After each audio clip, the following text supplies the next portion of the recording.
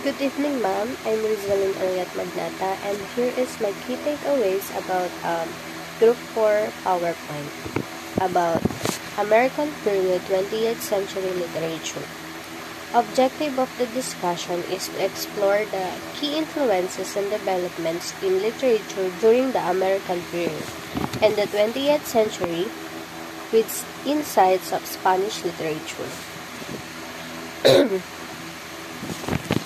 And also to understand how these literary movements shape cultural and social narratives.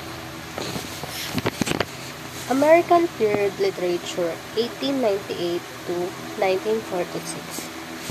In Philippine history marks significant cultural and literary changes.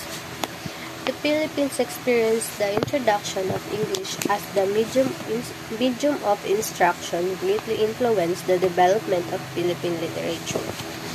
This is under American colonial rule.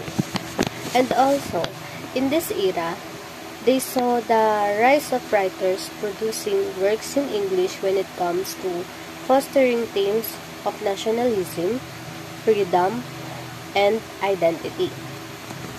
In this era, English became the primary medium of education and communication.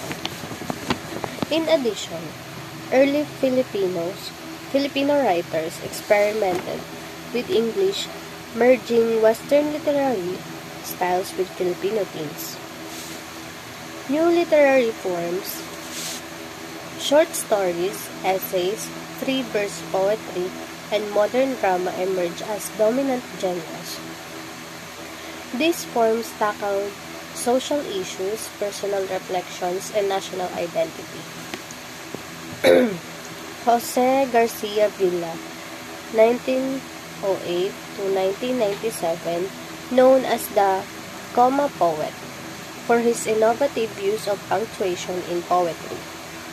His major works are Have Come, I'm Here, or this is poetry.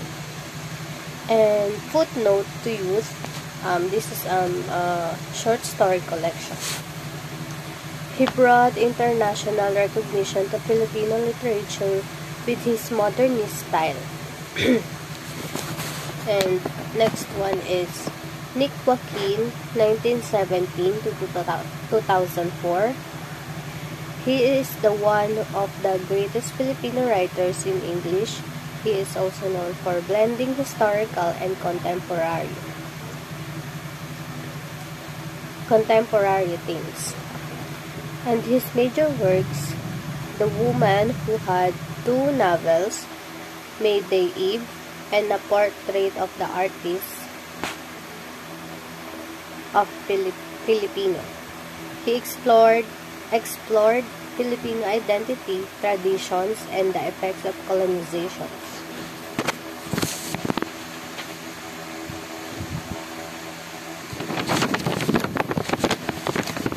Next one po is Paz Marquez Benitez, 1894 to 1983. He wrote Dead Stars, 1925. It is considered as the first modern Filipino short story in English. And her themes is love, identity, and social conventions dominate her works. Next one is Carlos P. Romulo, 1898 to 1985. He is known for his essays and journalistic pieces. His major works are I Saw the Fall of the Philippines, which detailed his experiences during World War II.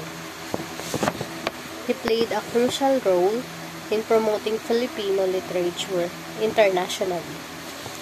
Next one is Amador T. Daguio, 1912 to 1966. A poet and fictionist known for works that highlighted Filipino traditions and rural life.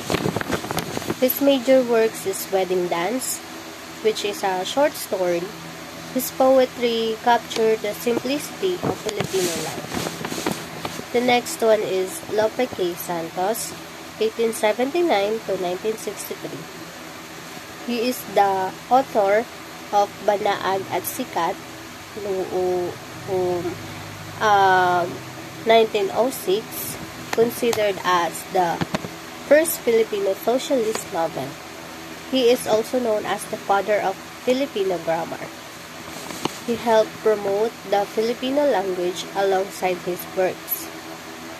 American period, 1898 to 1946, was a pivotal moment for Philippine literature.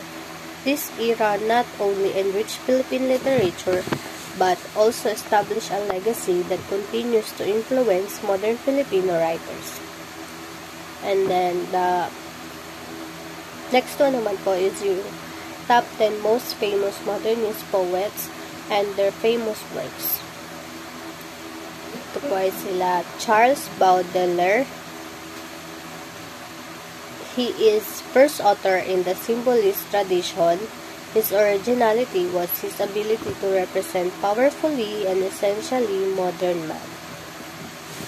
His works are Les Fleurs de Mal, The Flowers of Eden, published 1857.